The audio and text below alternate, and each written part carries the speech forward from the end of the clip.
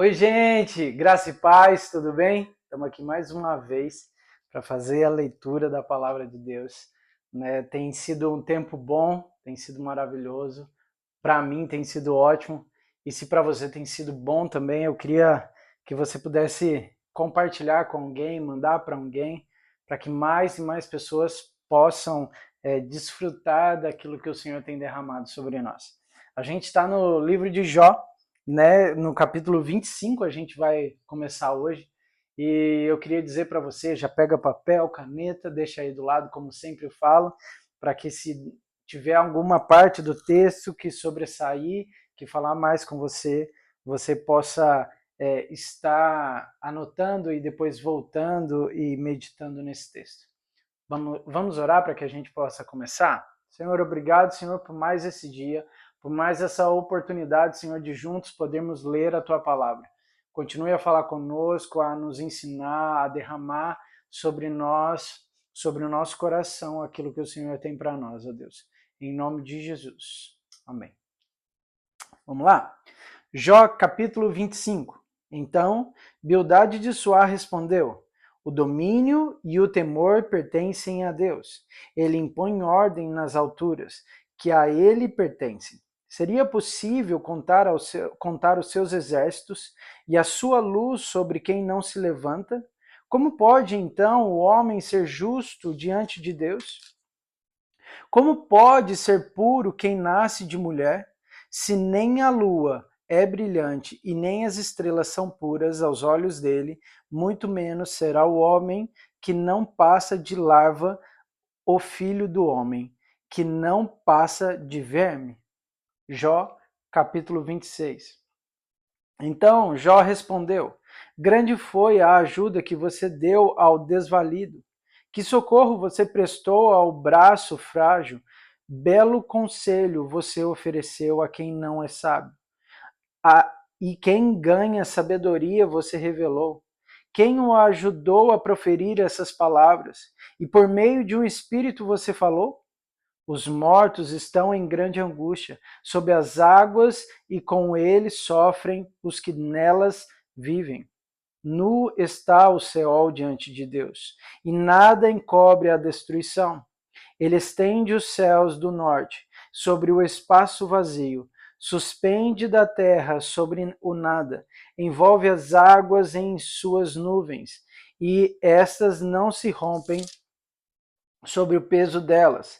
Ele cobre a face da lua cheia e, estendendo sobre ela as suas nuvens, traça o horizonte, sobre a superfície das águas para servir o limite, entre a luz e as trevas.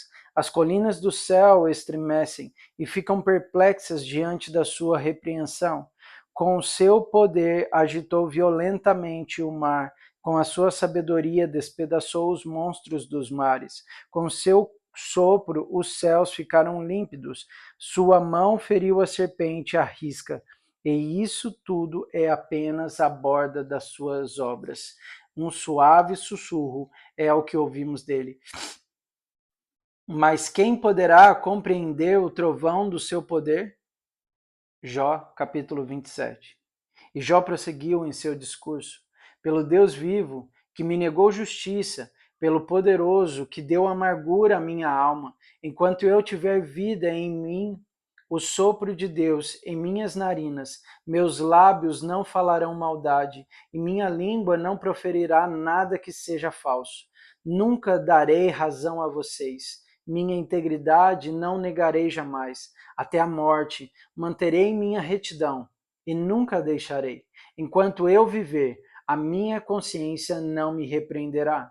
Sejam os meus inimigos como os ímpios, e os meus adversários como os injustos, pois qual é a esperança do ímpio quando é eliminado? Quando Deus lhe tira a vida, ouvirá Deus o seu clamor? Quando vier sobre ele a aflição, terá ele prazer no Todo-Poderoso? Chamará a Deus a cada instante? Eu o instruirei sobre o poder de Deus. Não esconderei de vocês os caminhos do Todo-Poderoso, pois a verdade é que todos vocês já viram isso. Então, por que essa conversa sem sentido? Este é o destino que Deus determinou para o ímpio, a herança que o mal recebe do Todo-Poderoso. Por mais filhos que o ímpio tenha, o destino deles é a espada. Sua prole jamais terá comida suficiente. A epidemia sepultará aqueles que lhes sobreviverem, e as suas viúvas não chorarão por eles. Ainda que ele acumule prata como pó, e amontoe roupas como barro, e o que ele armazenará e ficará para os justos, e os inocentes dividirão a sua prata. A casa que ele constrói é como um cônsolo de traças, como cabana feita pela sentinela. Rico ele se deita, mas nunca mais o será. Quando ele abre os olhos, tudo se foi. Pavores vêm sobre ele, como uma enchente. De noite a tempestade o leva de roldão. O vento oriental o leva e a ele desaparece. Arranca-o do seu lugar. Atira-se contra ele sua piedade. Enquanto ele foge às presas do seu poder, bate palmas contra ele. Com assobios o expele do seu lugar. Jó, capítulo 28. Existem minas de prata e locais onde se refina o ouro. O ferro é extraído da terra e do minério se funde o cobre. O homem dá fim à escuridão e vasculha os recônditos mais remotos em busca de minério nas mais escuras trevas. Longe das moradias, ele cava um poço, em local esquecido, pelos pés dos homens, longe de todos. Ele se pendura e balança. A terra, da qual vem o alimento, é revolvida embaixo como que pelo fogo. Das suas rochas saem safiras, e seu pó contém pepitas de ouro. Numa ave de rapina conhece aquele caminho oculto, e os olhos de nenhum falcão ouviram. Os animais altivos não põem os pés nele, e nenhum leão ronda por ali. As mãos dos homens atacam a dura rocha e transformam as raízes das montanhas, fazem túneis através das rochas, e os seus olhos enxergam todos os tesouros dali. Eles vasculham as nascentes dos rios e trazem à luz coisas ocultas, aonde, porém, se poderá achar a sabedoria, onde habita o entendimento. O homem não percebe o valor da sabedoria, e ela não se encontra na terra dos viventes. O abismo diz: em mim não está. O mar diz: não está comigo. Não pode ser comprada, mesmo com o ouro mais puro. Nem se pode pesar o seu preço em prata. Não pode ser comprada, nem com ouro puro de Ofir, nem com o precioso ônix, nem com safiras. O ouro e o cristal não se comparam com ela, e é impossível tê-la em troca de joias e de ouro. O coral e a jaspe nem merecem menção. O preço da sabedoria ultrapassa o dos rubis. O topázio da Etiópia não se compara com ela. Não se compra a sabedoria nem com ouro puro. De onde vem então a sabedoria? Onde habita o entendimento? Escondida está dos olhos de toda criatura viva, até das aves dos céus. A destruição e a morte dizem: aos nossos ouvidos só chegou um leve rumor dela. Deus conhece o caminho, só Ele sabe onde ela habita, pois Ele enxerga os confins da terra e vê tudo o que há debaixo dos céus. Quando Ele determinou a força do vento e estabeleceu a medida exata para as águas, quando fez um decreto para a chuva e o caminho para a tempestade trovejante, ele olhou para a sabedoria e a avaliou, confirmou-a e a pôs à prova. Disse então ao homem: no temor do Senhor está a sabedoria, e evitar o mal é ter entendimento. Jó, capítulo 29. Jó prosseguiu sua fala: como tenho saudade dos meses que se passaram, dos dias em que Deus cuidava de mim, quando a sua lâmpada brilhava sobre a minha cabeça e por sua luz caminhava em meio às trevas. Como tenho saudade dos dias do meu vigor, quando a amizade de Deus abençoava a minha casa, quando o Todo-Poderoso ainda estava comigo e meus filhos estavam ao meu redor, quando as minhas veredas se embebiam em nata e a rocha me despejava torrentes de azeite. Quando eu ia à porta da cidade e tomava assento na praça pública, quando ao me verem os jovens saíram do caminho e os idosos ficaram em pé, os líderes se abstinham de falar e com a mão cobriam a boca. As vozes dos nobres silenciavam e suas línguas colavam-se ao céu da boca. Todos os que me ouviram falavam bem de mim, e quem me via me elogiava, pois eu socorria o pobre que clamava por ajuda, e o órfão que não tinha quem o ajudasse, e o que estava à beira da morte me abençoava, e eu fazia regozijar-se o seu coração da viúva. A retidão era a minha roupa, a justiça era o meu manto e o meu turbante. Eu era aos olhos do cego e os pés dos aleijados. Eu era o pai dos necessitados e me interessava pela defesa de desconhecidos. Eu quebrava as presas dos ímpios e dos seus dentes arrancava suas vítimas. Eu pensava, morrerei em casa e os meus dias serão numerosos como os grãos de areia. Minhas raízes chegarão até as águas e o orvalho passará a noite nos meus ramos. Minha glória se renovará em mim e novo será o meu arco e a minha mão. Os homens me escutavam em ansiosa expectativa, aguardando em silêncio o meu conselho. Depois que eu falava, eles nada diziam. Minhas palavras caíam suavemente aos seus ouvidos. Esperavam por mim, como quem espera por uma chuvarada, e bebiam minhas palavras como quem bebe a chuva da primavera. Quando eu lhes sorria, mal acreditavam. A luz no meu rosto lhes era preciosa. Era eu que escolhia o caminho para eles, e me assentava como seu líder. Instalava-me como um rei no meio das suas tropas. Eu era como um consolador dos que choram. Mas agora, Jó, capítulo 30. Mas agora eles zombam de mim, homens mais jovens que eu, homens cujos pais eu teria rejeitado, não lhes permitindo sequer andar como os cães de guarda do rebanho. De que me serviria a força das suas mãos, já que desapareceu o seu vigor? Desfigurados de tanta necessidade e fome, perambulavam pela terra ressequida, em sombrios e devastados desertos.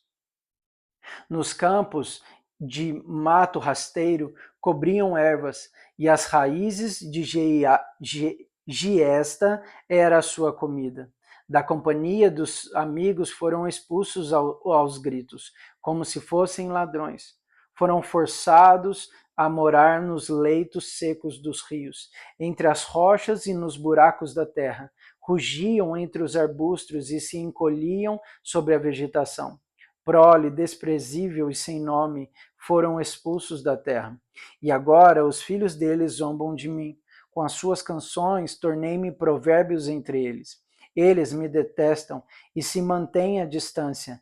Não hesitam em cuspir em meu rosto. Agora que Deus afrouxou a corda do meu arco e me afligiu, eles ficam sem freios. Na minha presença, à direita, os embrutecidos me atacam. Preparam armadilhas para os meus pés e constroem rampas de cerco contra mim. Constroem o meu caminho, conseguem destruir-me sem ajuda de ninguém. Avançam como através de uma grande brecha. Arrojam-se entre as ruínas. Pavores apoderam-se de mim e a minha dignidade é levada. Como pelo vento, a minha segurança se desfaz como nuvem. E agora esvai-se a minha vida. Estou preso a dias de sofrimento.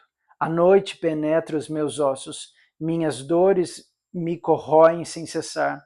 Em meu grande poder, Deus é como a minha roupa, ele me envolve. Como a gola da minha veste, lança-me na lama e sou reduzido a pó e cinza. Clamo a ti, ó Deus, mas não me respondes. Fico em pé, mas apenas olha para mim. Contra mim te voltas com dureza e me atacas com a força da tua mão. Tu me apanhas e me levas contra o vento e me jogas de um lado ao outro na tempestade. Sei que me farás descer até a morte, no lugar destinado a todos os viventes. A verdade é que ninguém dá a mão ao homem arruinado, quando este, em a sua aflição, grita por socorro. Não é certo que chorei por causa dos que passavam dificuldade? E que a minha alma se entristeceu por causa dos pobres? Mesmo assim, quando eu esperava o bem, veio o mal. Quando eu procurava a luz, vieram trevas. Nunca para a agitação dentro de mim. Dias de sofrimento me confrontam. Perambulo esquecido, mas não pelo sol. Levanto-me na assembleia e clamo por ajuda. Tornei-me irmão dos chacais, companheiro das corujas. Minha pele escurece e cai. Meu corpo queima de febre, minha harpa está afinada para cantos fúnebres, e minha flauta para o som de pranto. Jó, capítulo 31. Fiz acordo com os meus olhos de não olhar com cobiça para as moças, pois qual é a porção que o homem recebe de Deus lá de cima? Qual é a sua herança do Todo-Poderoso que habita nas alturas? Não é ruína para os ímpios, desgraça para os que fazem o mal?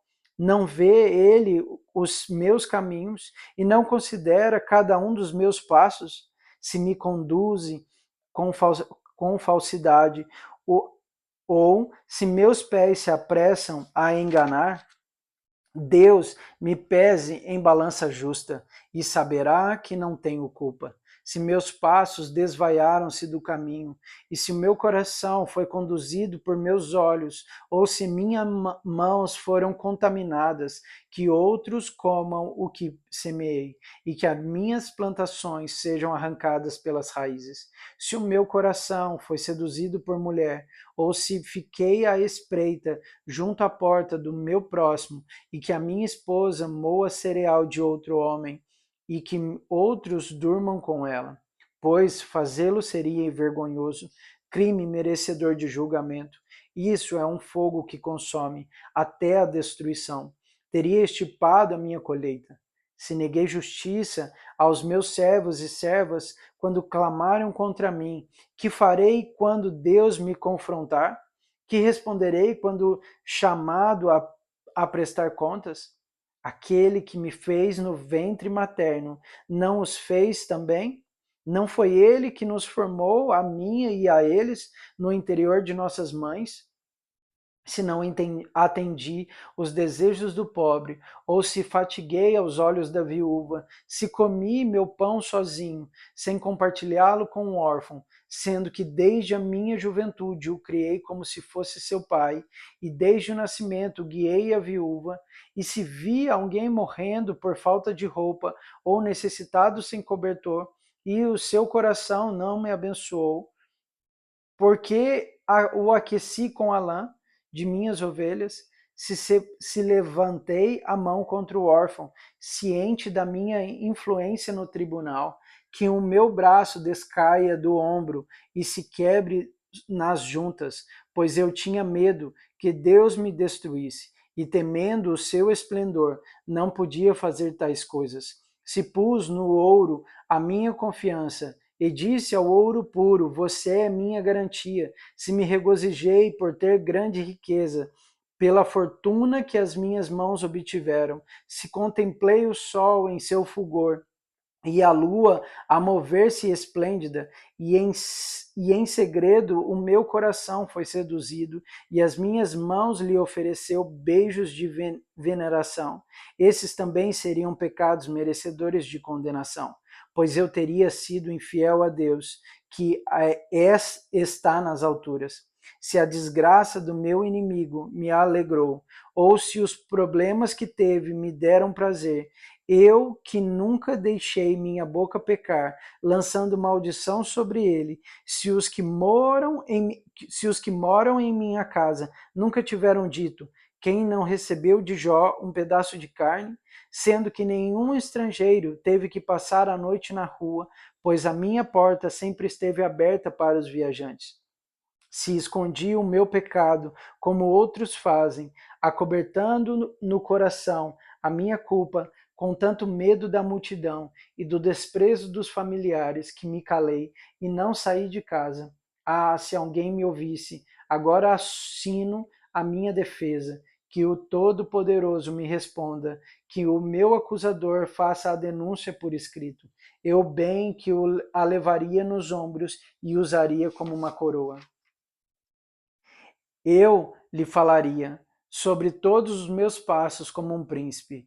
Eu me aproximaria dele. Se a minha terra se queixar de mim e todos os meus sulcos chorarem, se consumir os seus produtos sem nada pagar, ou se causei desânimo aos seus ocupantes, que me venham espinhos em lugar de trigo e ervas daninhas em lugar de cevada.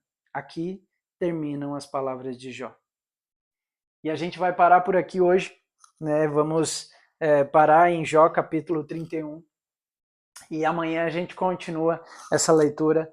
Para mim tem sido algo precioso da parte do Senhor, poder ler isso junto com vocês através dessa ferramenta do YouTube. E eu espero que tenha sido para vocês também, e que esteja sendo para vocês também. É algo bom da parte de Deus. Amém? Que Deus te abençoe e a gente se vê amanhã.